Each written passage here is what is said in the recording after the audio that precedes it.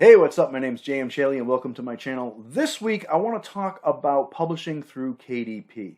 So diving right into it, you're going to want to go through KDP Bookshelf, and I'll put the link in the description. From here, you're going to click on Create. Now, in my example, I'm using the upload I did for the Unlife of Lisa Cooper. So you may see some of this information is kind of in there. But, and I've already gone through it, so I'm kind of retroactively showing you what I've done. So there are 3 tabs here.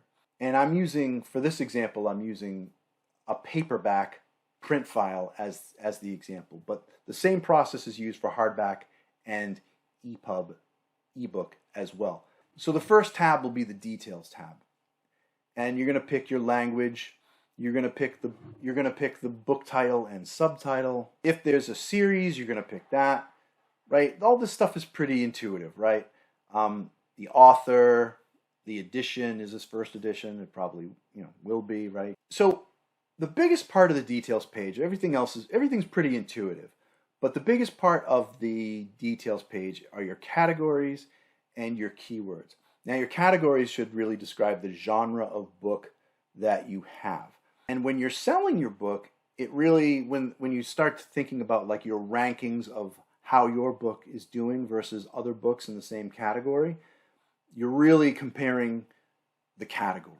But get the right category for your book. Get the right genre for your book. The last thing you want is for someone to look for a particular book in the genre or the category that they enjoy, find your book, and then realize it doesn't belong in that category. It's been put there incorrectly. I mean, an unhappy user could actually report you for that, so make sure it's categorized correctly. Then you get into keywords, and you have 7 keywords that you can choose here, and use them wisely because these are the words that people are going to search on. And you can see for the Unlife of Lisa Cooper, the ones that I've chosen. I also threw in Storyteller UK 2023 because of this little blurb that they put up at the top to enter the Kindle Storyteller contest. I'm not even sure what the hell that is, but I'm like, yeah, all right, I'll enter it. So there you go. Maybe in 2024 there'll be another Kindle Storyteller contest, and it'll have another code, another keyword that you can put in. Why not? Enter yourself into it. I don't know what it is. I didn't research it. That's not what this video is about, but it seemed like free contest. Why not? So you hit save and continue, and now you are in the content tab. Now here's where I tripped up. I tripped up over imprint. So when I registered my ISBN number, I used a sort of a doing business as for myself. And for mine, it's so I gave myself a printer name. I didn't use my own name. The imprint might be your own name. If your ISBNs are registered to you, put your name here. If they're registered to a company that you've created as a doing business as, an LLC, or a sole proprietor, use your company name here. I actually struggled with this one a little bit because I kept putting my name in, and I'm like, what the hell? And then I realized, oh wait, didn't I register these to my, my company name? And I did. So as soon as I put that in, it took my ISBN and was legit. This is good because now it's a safety measure, right? We want to make sure that if your ISBN leaks out into the world sometime before it's ready to be claimed or put somewhere for print or publication, that no one's just grabbing it and using it for their book, right? We want to make sure that it's yours and you are who you say you are. So that's why they're asking you for the imprint, to make sure that you're providing 2 pieces of data that are tied to your ISBN number. Now we get into the print options. Black and white interior on cream paper seems to be kind of what everybody does, so that's the one I picked. My book is 6 by 9 inches. I know a lot of indie authors go for 6 by 9. A lot of folks that I can think of, not everybody, but a lot of people are at least in that ballpark. When I look at all the books on my shelf that have been printed and published by independent authors, they're all within that size range. So that's a size range that you may consider for your book if you haven't already. Now the bleed section, this threw me because I've printed comic books before, and comic books, if you know, have a bleed. Even when you're dealing with your print file, you know that there's something called a bleed. Here they're talking mostly about picture books. Most books use no bleed, but that's kind of the explanation. Lastly, I recommend using a glossy finish because, I don't know, pick any book off the shelf in a bookstore. Gloss is what people use. I don't know. It looks nice. Then you're going to upload your manuscript. You're going to upload your book cover. When you do your book cover, it's going to bring you to this whole book cover manager. I'm not going to show you that because the book cover manager or the book cover launcher, whatever it's called in KDP, I hate it. I hate it so much. I wish I could just upload the file and dump it into a template. I have the template. I upload the template that I got from my cover artist. And it really is as easy as that, but it's at the same time it's not. So yes, it's easy. You upload your template from your cover artist, and you'd think it would just go poof, right? Wrap around the thing. No. There's all these existing templates that you have to kind of muck with and delete objects from, and then take your version and move it into the...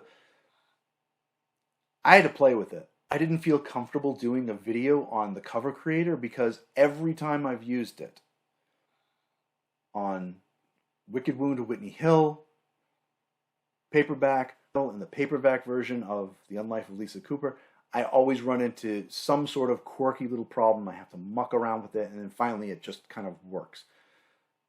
So I still haven't mastered it, and I hate it. But play with it. You'll get there. It's not insurmountable. It's just clunky and kludgy, and you may see what I mean. Or maybe I'm just doing something wrong. I don't know. I didn't want to mess around with it, steer you wrong. But yeah, the cover creator, bane of my existence. Once you have your cover creator done, you have to launch the viewer and kind of sign off on it and say, yeah, that looks good to me. Then it'll calculate the printing cost based on, is this paperback or a hardback? How many pages is it? Do you want this to be glossy? Do you want it to be cream paper? Right? All this information, it'll calculate how much it'll cost to print your book. And you want to factor that in for the third tab, the third and final tab, when you price your book. So again, save and continue, and go to the third tab, which is rights and pricing. So fairly intuitive here. You're going to sell this thing worldwide, I assume.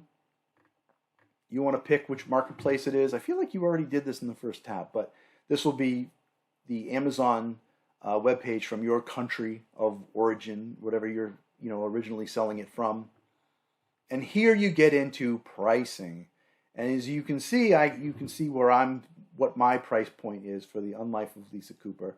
I'm going to be selling it for $10.99. It cost $4.34 to print. So I'm getting a royalty of $2.26 when it's purchased. From here, I guess Amazon can do print on demand for other marketplaces, for like libraries and things like that. You can choose to pick expanded distribution if you want to. The royalty on that is less, so you'll be getting less money. Now, I'm also printing on demand through Ingram Spark. So if someone wanted my book outside of Amazon, which would be expanded distribution, they're going to go through Ingram Spark. They're going to get it through them. So I did not select expanded distribution because I'm going with Ingram Spark to cover markets outside of Amazon. So I left that one unchecked. It's not available in overseas markets anyway, so did I really care? Whereas Ingram Spark is available everywhere. So once you set your price, you agree to the terms and conditions, and then you can request a proof. And you have to pay for the proof. It's basically the printing costs plus the shipping costs, and get yourself a proof. when you get the proof, it's not for resale. It have like a little banner over that says, not for resale, proof copy, whatever it says. So you can't like turn around and sell that or whatever, but that's for you to inspect. And if it looks good, then you can move forward with the, publish your book. So that about wraps it up. If you like this video, if you found it helpful, please give it a like. And as always, please subscribe. I post most Thursdays. You can follow me on social media. I'm on Facebook, X. I'm always gonna X. It sounds like a porn site. OnlyFans. No, I'm kidding. I'm kidding. God.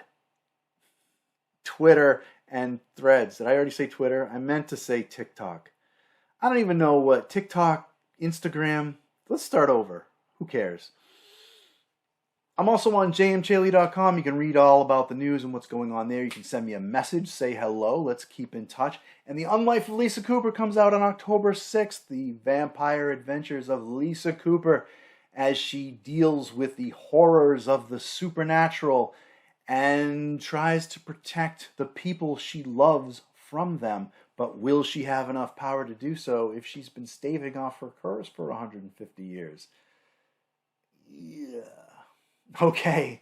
Thank you for watching, and I'll see you next time.